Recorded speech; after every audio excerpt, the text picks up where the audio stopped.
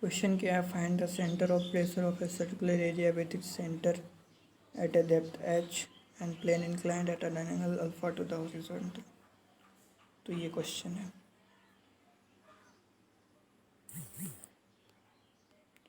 Question क्या बोल रहा है कि एक प्लेन है, मतलब ये कौन सा प्लेन है, सॉरी प्लेन कहने का मतलब क्या है कि जैसे ये सर्किल जिस प्लेन में है वो प्लेन है, कितना एंगल बना रहा है, इस सरफेस से बना रहा है, अल्फा एंगल बना रहा है, ये क्वेश्चन बोल रहा है। तो ये क्वेश्चन लिखा हुआ है कि find the depth of centre of pressure of circular lamina immersed in a liquid in such a way that its plane makes a constant angle alpha with horizontal। या कभी कभी दूसरे फॉर्मेट में भी आता है क्वेश्चन कि find the centre of pressure of a circular area with its center at a depth h and plane inclined at an angle alpha to the horizontal। तो अब इसका फिगर देखो कैसा होगा। फिगर ये होगा। फिगर होगा ये कि जैसे कि ये बोल रहा है कि ये जो सर्किल है और ये सर्किल जिस प्लेन में, वो प्लेन कितना एंगल बना रहा है, इससे अल्फा एंगल बना। और इसका जो सेंटर है ये जो सेंटर दिख रहा है ये कितना हाइट पे है, ये एच हाइट पे है फ्री सरफेस से, एच हाइट नीचे है। तो कोई बात नहीं। अब देखो एक थ्योरम होता है, वो थ्योरम क्या होता है कि position of centre of pressure remains unaltered bye rotation of its plain area. मतलब कि जैसे कि देखो यहाँ पे पहले क्या था, पहले था इसका प्लेन ये वाला, इसी प्लेन में ना था सर्किल। फिर बाद में इसको मतलब ओरिजिनली तो ऐसा प्लेन है इसमें की है, तो हम लोग क्या करेंगे, इसको ऐसा कर देंगे, वर्टिकल कर देंगे। क्या है कि मान लो कि सेंटर ऑफ प्रेशर इसका यहाँ पे, इसका यहाँ पे, सेंटर ऑफ प्रेशर का जो जितना डिस्टेंस है इसके यहाँ पे होगा, वही इतना होगा। मान लो कि ये 5 मीटर है, मान लो कि यहाँ से यहाँ तक का डिस्टेंस है 5 मीटर, तो इधर भी कितना होगा, वो 5 मीटर ही होगा। ओके, तो यही है थ्योरम। तो thus to find the centre of pressure of an area we make the area vertical if not vertical. तो यहाँ वर्टिकल है, यहाँ पे अल्फा एंगल बना रहा है, तो हम लोग क्या करेंगे, वर्टिकल वाला कंसिडर करेंगे। क्यों करेंगे, bye rotating it about the line of intersection with the effective surface it will make the problem of finding centre of pressure much simple. बहुत आसान तरीके से बन जाएगा, वरना बहुत कैलकुलेशन करना पड़ेगा। तो अब जो दिख रहा है ये थोड़ा ये वाला लाइन लिख देते हैं हम लोग, जब सॉल्यूशन करेंगे तो वही लिख देंगे, since position of centre of pressure remains unaltered by rotation of its plane area, so to find the center of pressure of an area we यहाँ पे कुछ गड़बड़ लिखा है, हम लोग क्या करेंगे, we make the area vertical. यहाँ पे जो दिख रहा है ना मे, यहाँ जो मे दिख रहा है यहाँ पे मेक होगा।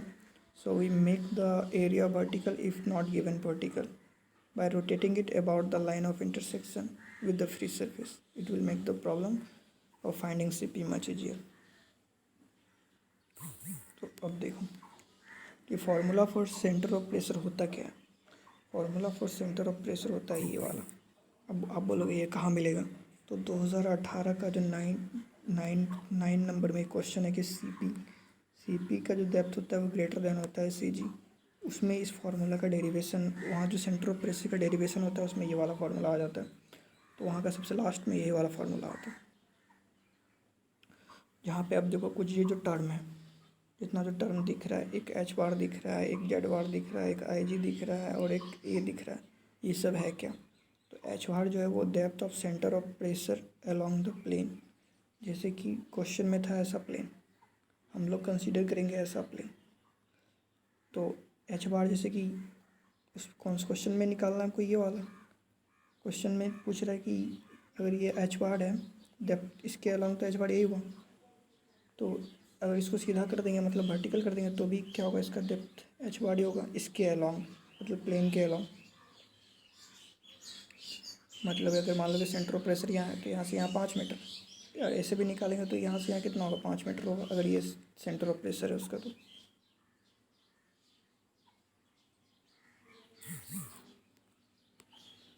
और आई जी क्या है, आई जी होता है area moment of inertia of the lamina about a line parallel to free surface and passing through centre of gravity.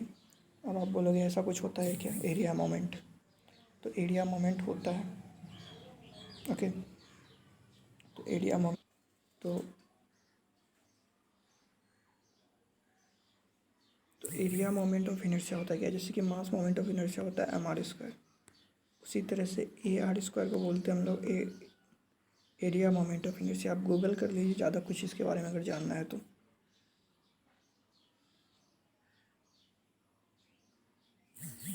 और ए क्या होगा, एरिया ऑफ द लेमिना। यहाँ पे लेमिना क्या है, मेरा सर्किल है, तो सर्किल का एरिया कितना होता है, pi square.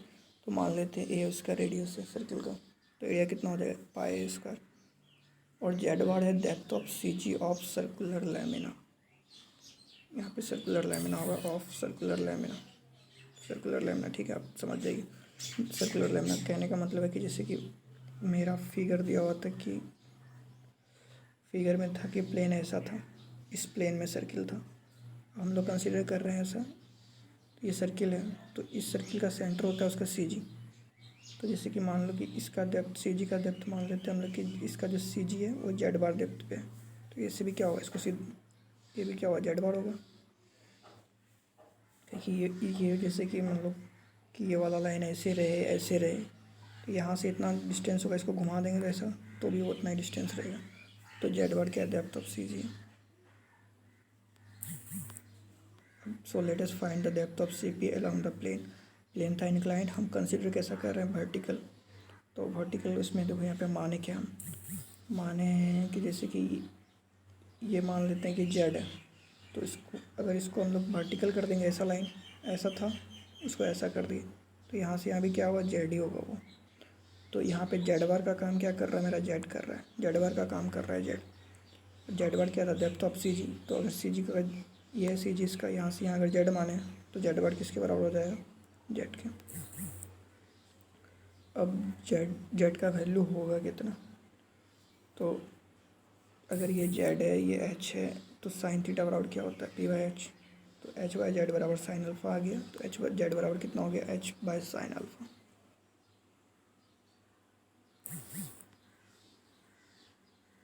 In our figure Z bar is equal to H by sine alpha. और ए जो है वो क्या है मेरे, let A be the radius of circle. वहाँ पे एम की जगह होगा पाई, वहाँ पे जो एम दिख रहा है यहाँ एम नहीं होगा, यहाँ पे होगा पाई।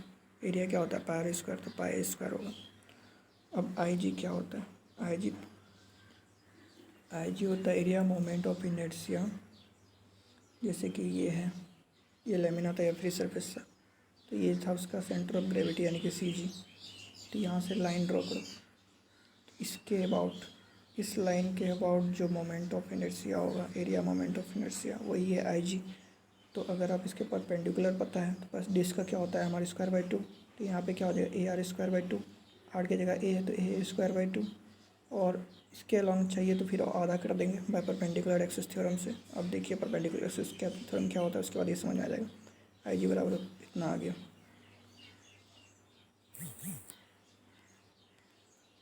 तो एच बार बराबर क्या आ गया, आई, ये फॉर्मूला होता है एच बार बराबर होता है I G by A Z bar plus Z bar. यहाँ जेड बार क्या है, डेप्थ ऑफ सी जी। और जिस समय मेरा फिगर में ये था जेड, ये था जेड, तो जेड बार की जगह होगा जेड। और जेड का वैल्यू कितना निकला था, H by sine alpha, H by sine alpha निकला था। और आई जी का वैल्यू डाल देंगे, ए का value area pi A square Z bar, सबको वैल्यू डाल के कैलकुलेट करेंगे तो आगे A square by 4h sine alpha plus H by sine alpha. लेकिन हमको चाहिए डेप्थ फ्री सरफेस से, ये हो गया प्लेन के अलॉन्ग। प्लेन के अलॉन्ग कहने का मतलब है कि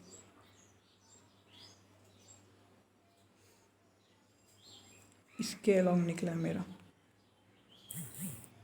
इसके अलॉन्ग निकला है डेप्थ एच बार।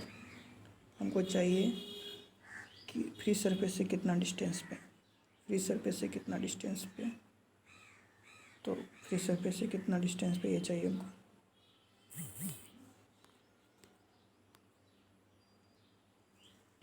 तो एच बार निकल गया मेरा, एच बार पता है और ये अल्फ़ा है। तो ये पूछ रहा है फ्री सरफेस से कितना डेप्थ होगा, तो ये वर्टिकल डेप्थ चाहिए हमको। तो वर्टिकल डेप्थ के चाहिए तो कितना हो जाएगा, देखो एच बार है तो एच बार साइन अल्फ़ा हो जाएगा ए स्क्वायर। तो एच बार का वैल्यू पुट कर देंगे और साइन अल्फ़ा का साइन अल्फ़ा ये होगा आंसर। अब आप बोलोगे कि बुक में ऐसा आंसर नहीं, तो देखो बुक में जो एच लिया है, बुक में जो एच लिया है यहाँ जो दिख रहा है एच, वो एच क्या है, ये इसके अलॉन्ग है एच, इसके अलॉन्ग है एच, इसके अलॉन्ग होने के कारण जो है आंसर चेंज आ रहा है। और क्वेश्चन में दिया हो क्या था, एच ऊपर से नीचे था, ये वाला वर्टिकल हाइट, इसीलिए आंसर लगा।